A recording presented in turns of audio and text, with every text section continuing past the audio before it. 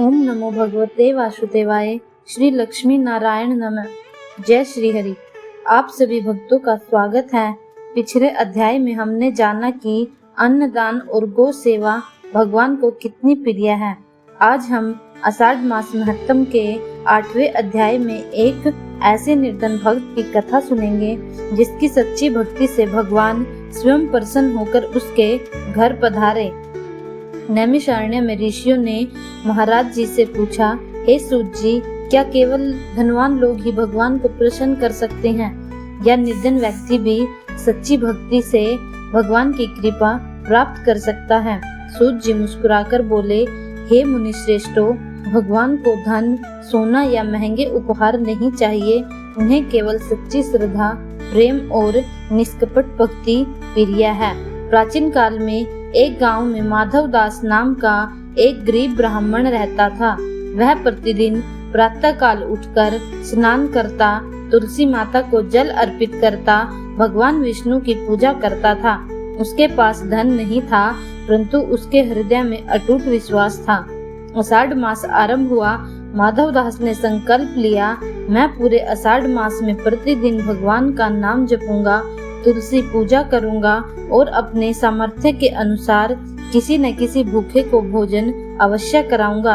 एक दिन उसके घर में केवल थोड़ा सा चावल और दाल बची थी।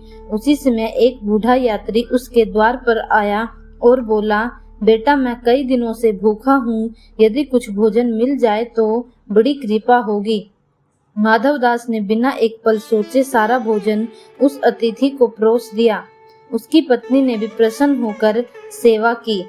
भोजन करने के बाद वह बूढ़ा व्यक्ति मुस्कुराने लगा। अचानक उसका दिव्य स्वरूप प्रकट हुआ।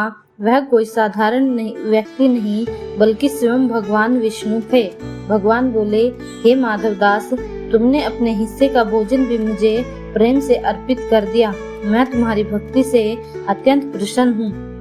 भगवान ने आशीर्वाद दिया, आज से तुम्हारे घर में अन्न, धन और सुख की कभी कमी नहीं होगी।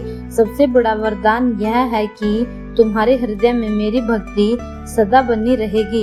इसके बाद माधवदास का जीवन बदल गया।